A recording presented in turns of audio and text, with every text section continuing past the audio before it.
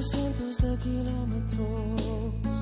Puede tu voz darme calor igual que un sol, y siento como un cambio armónico.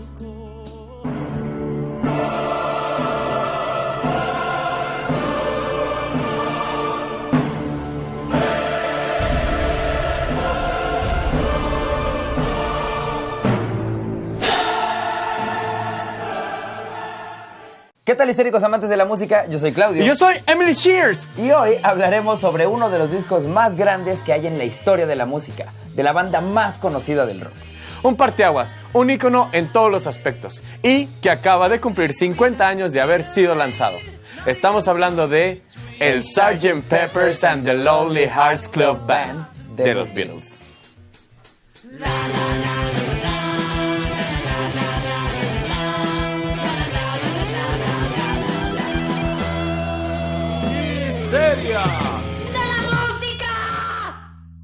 Vamos a dejar algo bien claro. Bien, cabrón. Es imposible hacer un solo programa sobre los Beatles. Es la banda más documentada de la historia. Y hablar de solo uno de sus discos nos tomará suficiente tiempo, pero ya verán qué hermoso.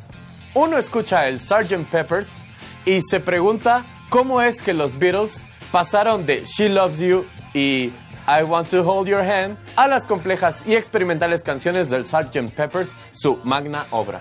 Que bien podríamos opinar que no es su mejor disco, pero eso es relativo y dense el gusto de escoger su álbum favorito. Es su derecho y se lo han ganado.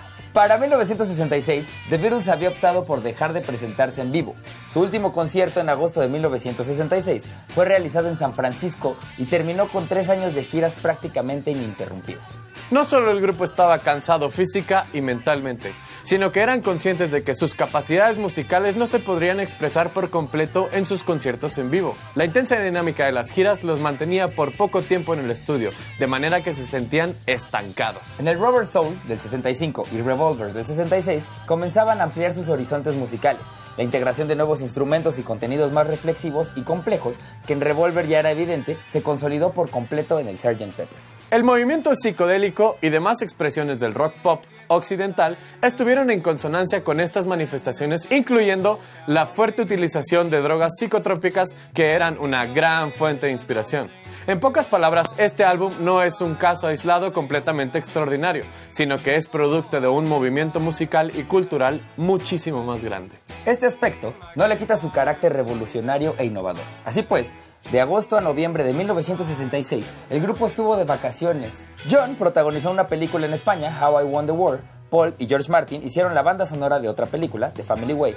Harrison tomó clases de música india con Ravi Shankar y Ringo pasó tiempo de calidad con su familia. Porque Ringo siempre toma las mejores decisiones. Sí, Ringo.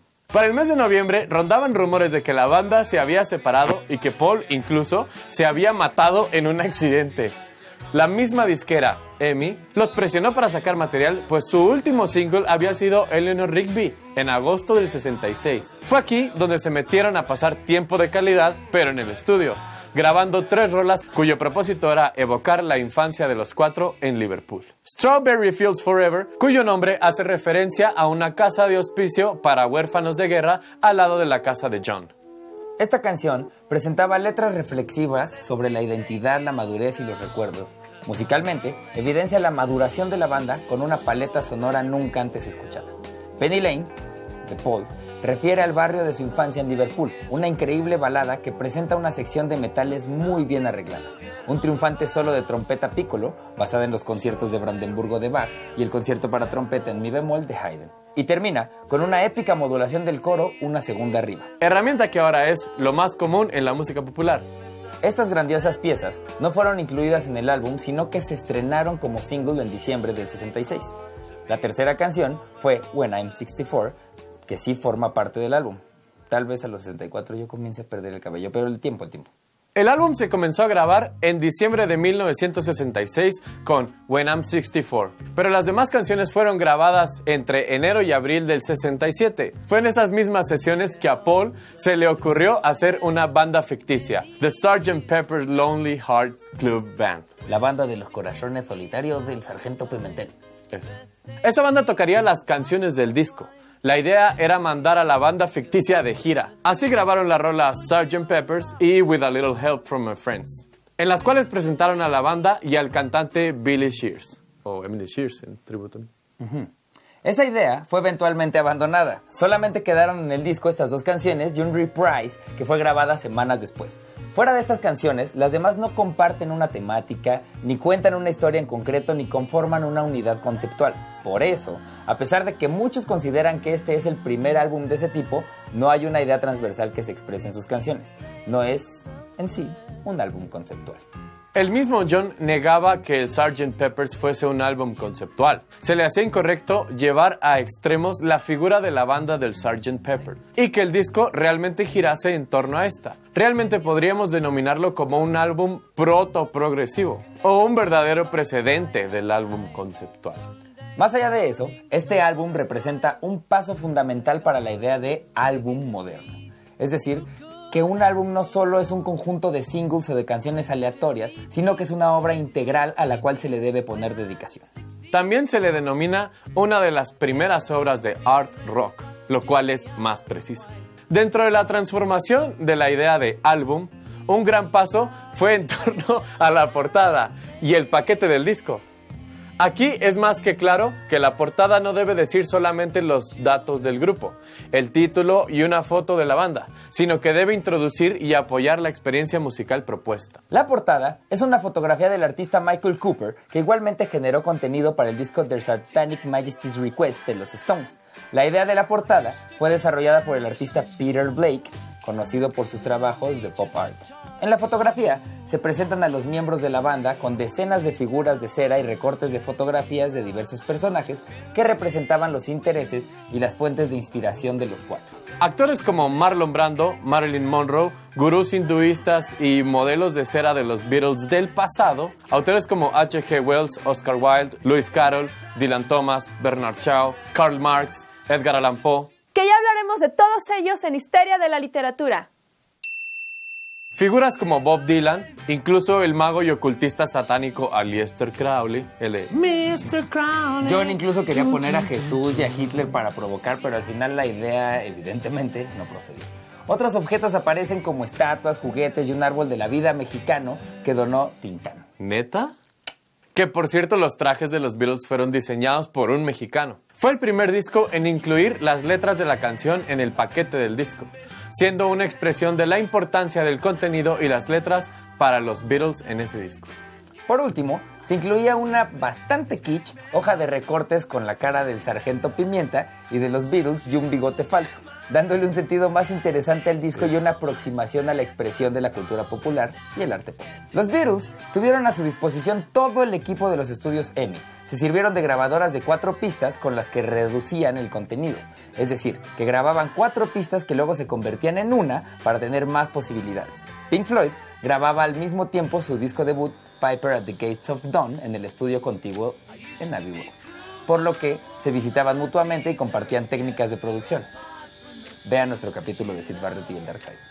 Otras técnicas como el ADT o Automatic Double Track, que doblaba la voz, y demás innovaciones eran parte de lo que el mismo George Martin y Geoff Emerick habían desarrollado para poder llevar a la práctica las ideas de los Beatles. El gran proceso de producción tenía el propósito de igualar la grandeza musical del Pet Sounds de los Beach Boys.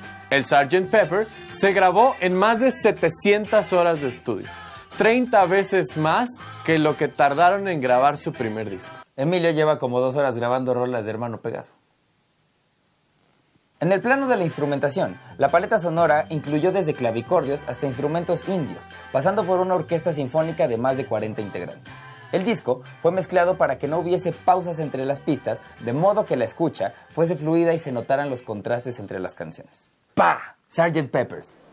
El disco comienza con el sonido de una audiencia de un concierto que es interrumpida contundentemente por la rola inicial.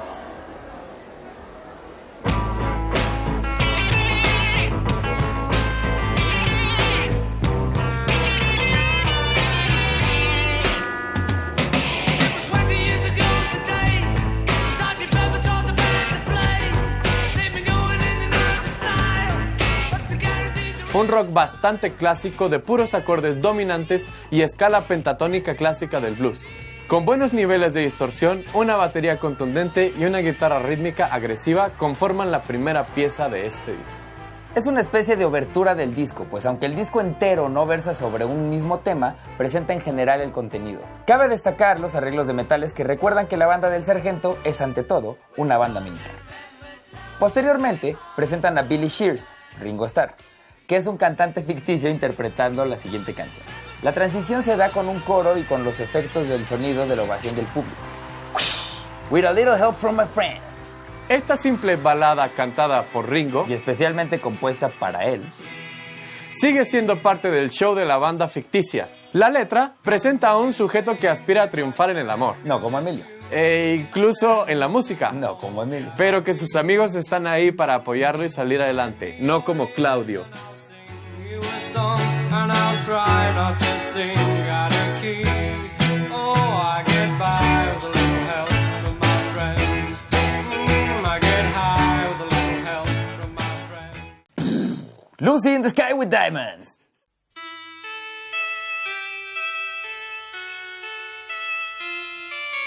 Picture yourself in a boat on a river with tangerine trees and marmalade skies. Esta famosa canción está inspirada en un dibujo del hijo de John, que literalmente era una niña llamada Lucy en el cielo con diamantes. Sin embargo, esta canción fue censurada por la supuesta alusión al LSD. Claro, si lo dice un niño es divino, pero si viene de un adulto son drogas. Esta psicodélica y surrealista canción comienza con un hipnótico motivo en 3/4 tocado por un órgano eléctrico Lowrey. Posteriormente, el verso comienza con una fría voz de John que sale de un amplificador Leslie. En este momento se está en la tonalidad de La. Después de esta parte se pasa a la sección B del verso, en la cual el vals es más marcado y acompañado por la guitarra. Aquí modulan por medio de un re menor, que es el 4º grado menor de La, a la tonalidad de Si bemol, por lo que esta sección tiene un color distinto. El coro se anuncia con 4 tamborazos que llevan a una sección en 4/4, con órgano y en la brillante tonalidad de Sol.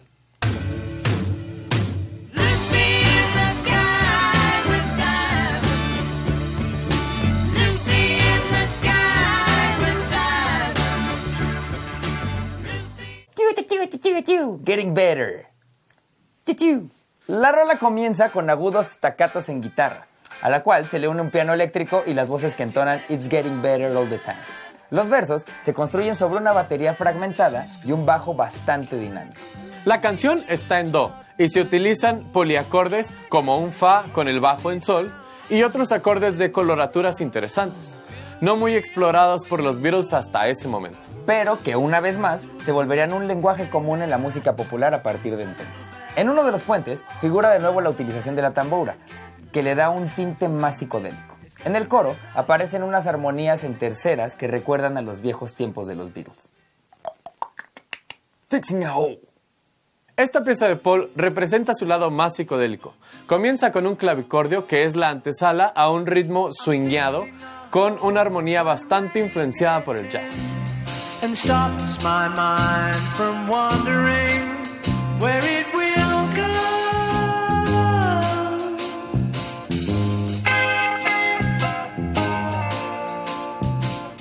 I'm feeling the cracks that ran through the door. Acordes como un Do aumentado y el típico sonido dórico de un Fa menor con sexta, etc. Este clavicordio va dibujando una línea que desciende cromáticamente. El verso está en Fa menor, pero el puente está en Fa mayor.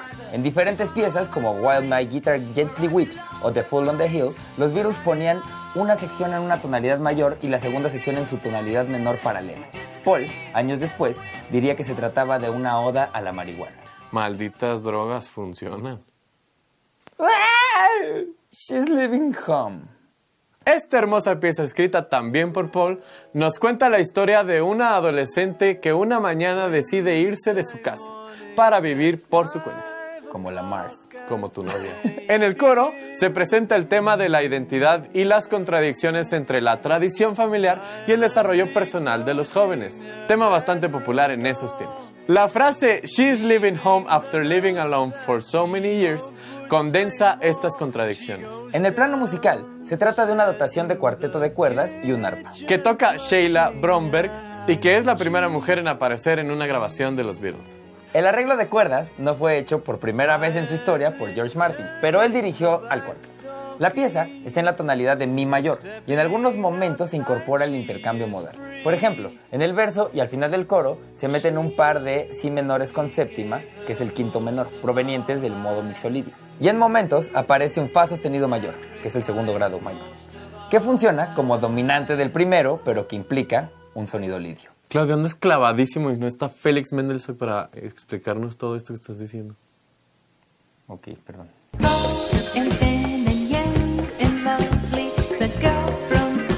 En ambos casos se obtienen coloraturas que además son completadas por interesantes motivos melódicos, staccatos y trinos hechos por las cuerdas. Esta es una de las piezas más características de este disco y periodo, el parteaguas en el conocido pop barroco o art rock.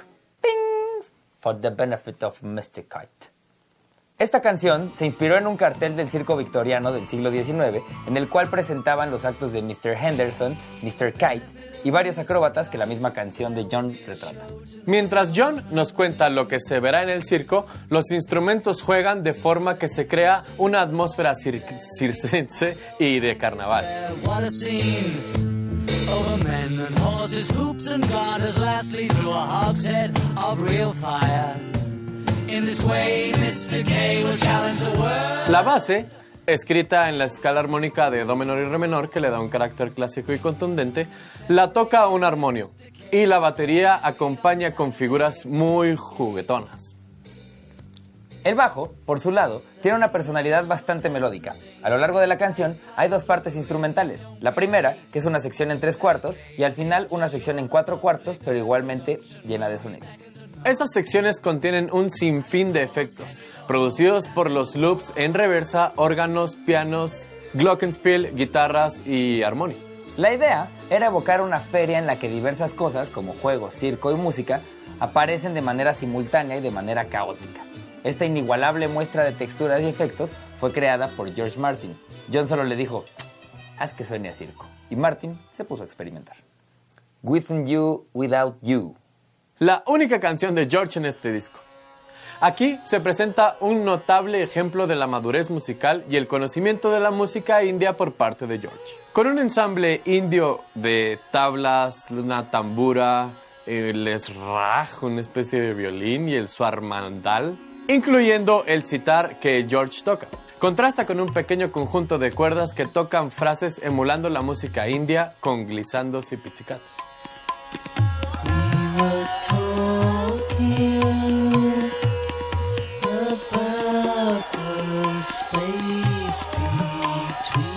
La canción está en la tonalidad de do y se queda en ese acorde todo el tiempo, como sucede en la música india. La letra refleja las enseñanzas filosóficas de Oriente, en la cual el mundo y los humanos no son entes separados, en contraste con Occidente, donde existe un marcado individualismo. El amor y la empatía, como una forma de transformar la realidad, eran, en esos tiempos, y tal vez vigentes, las consignas más importantes. Al final de la canción se escuchan unas risas que fueron puestas irónicamente después de la canción, como cuando en Histeria nos reímos de nuestros propios chistes que no dan risa. Nunca. When I'm 64.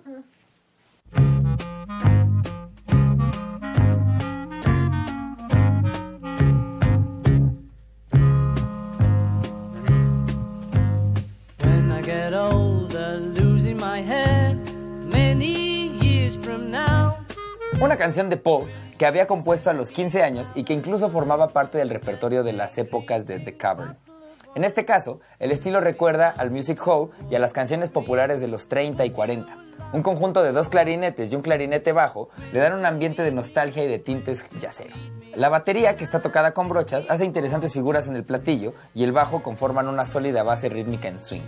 Un piano con sonido antiguo y unas campanas tubulares van en consonancia con la idea de la vejez. La sección A está en un brillante do mayor, pero la sección B está en la relativa menor, o sea, la menor, que junto con unos enigmáticos coros le da un cambio bastante interesante a la canción. Aparece también un interesante turnaround proveniente de la tradición del jazz, esto es en la parte Will You Still Need Me.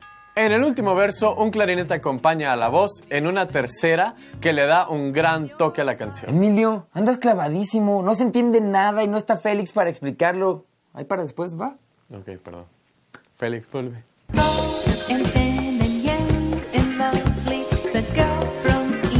Lovely Rita. Otra pieza de Paul y una genuina canción de amor. Aquí nos cuentan de la historia de un hombre que se enamora a primera vista de una policía de tránsito que revisaba los parquímetros. La historia es bastante melosa y cursi. Sí, pueden criticarlos por cursis, pero eran los mejores haciéndolo.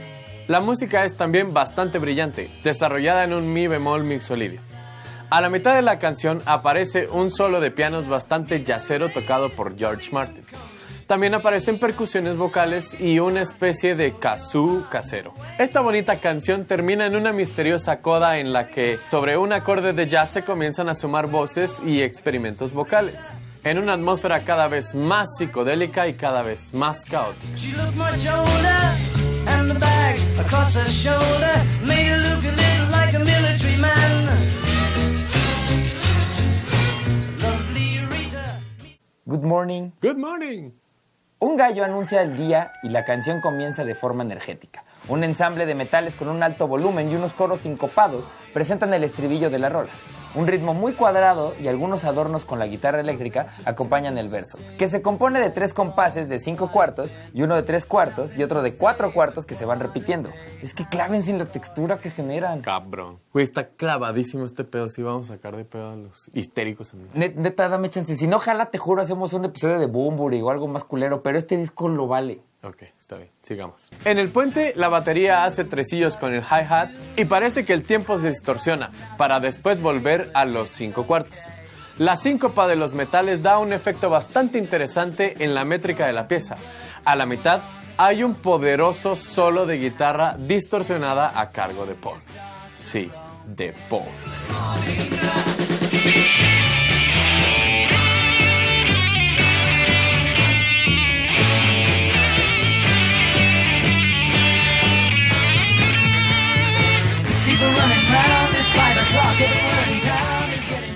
Sgt. Pepper.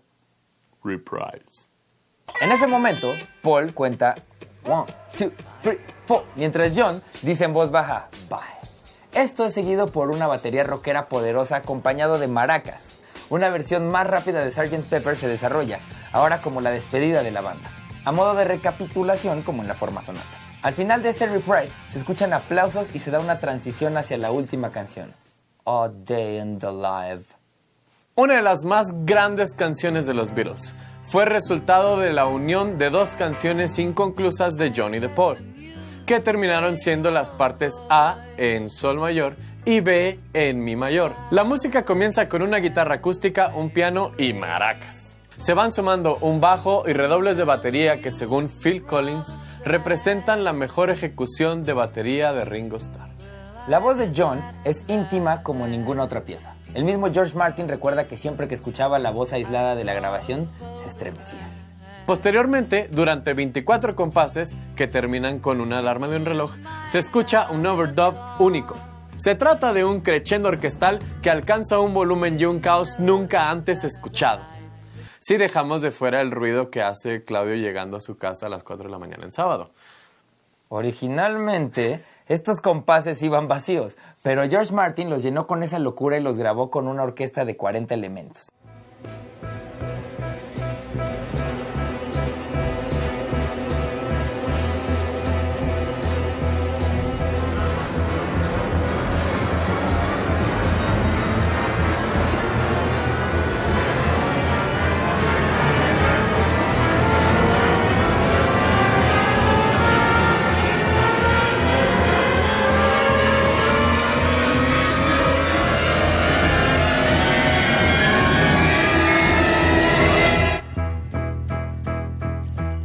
Después de la orquesta, se vuelve al verso. El piano anuncia otro episodio caótico a cargo de la orquesta, que en este caso termina con un gigante acorde de Mi mayor tocado en 4 pianos. El acorde se queda suspendido por minutos y la pista no termina hasta que el piano deja de sonar. Con este acorde concluye este magnífico disco.